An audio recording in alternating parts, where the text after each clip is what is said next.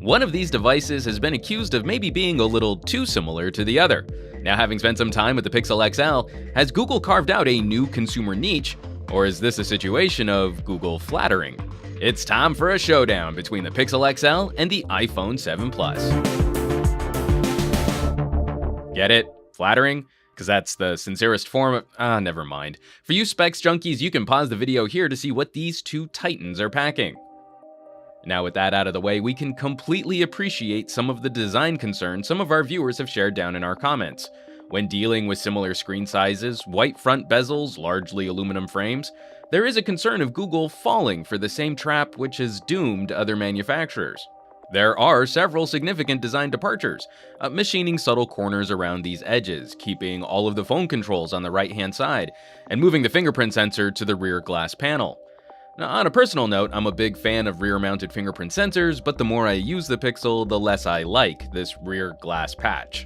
Happily for having similarly sized displays, the Pixel XL manages an overall smaller footprint. There's less wasted space happening here.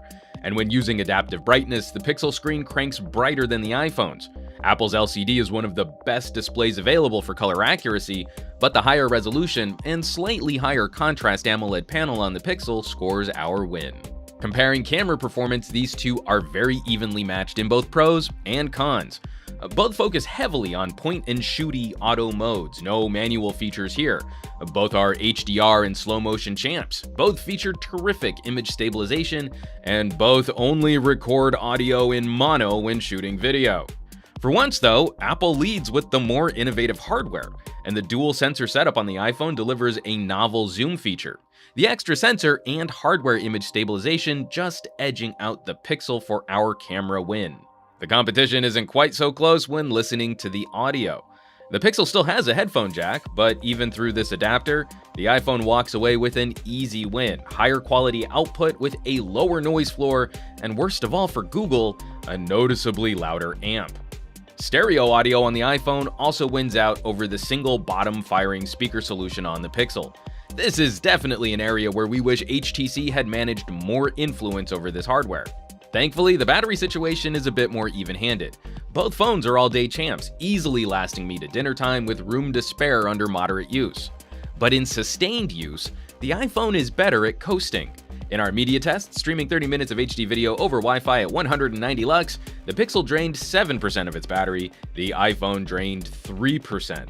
The 7 Plus is easily the best performer we've yet run through this bench. Where the script flips is on recharging. Apple continues to pack an anemic charger. On our review unit, after 30 minutes, the 7 Plus only managed a 19% recharge, while the Pixel almost doubled that, topping off 37%. And to wrap up, let's have a chat about software.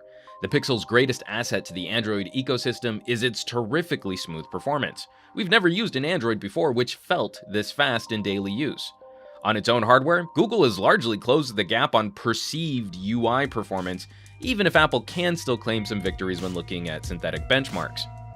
What's impressive is the balance between simplifying the Android UI and retaining what we like about Android as a flexible platform, the little touches which help convey additional functionality like this G-bar, the app drawer arrow, or the little carrots used in your notification shade.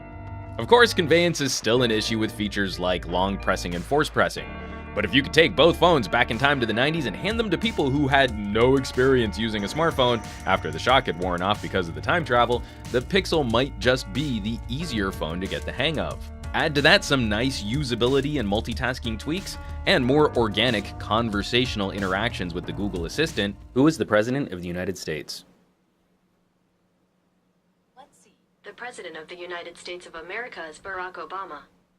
The answer is Barack Obama from January 20th, 2009 to present. How tall is he?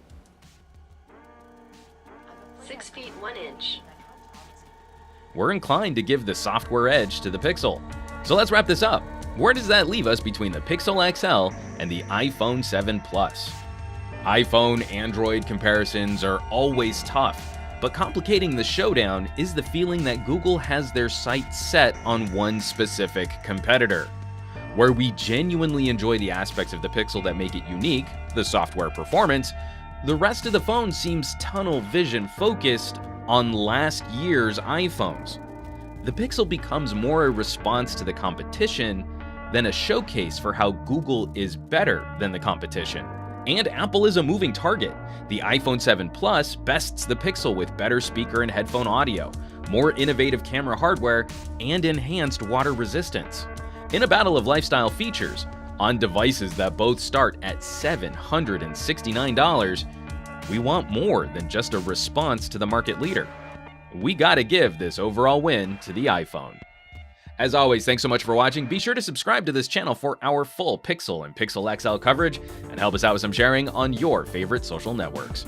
For Pocket Now, I'm Juan Carlos Bagnell, some gadget guy on Twitter and Instagram, and I will catch you all on the next comparison.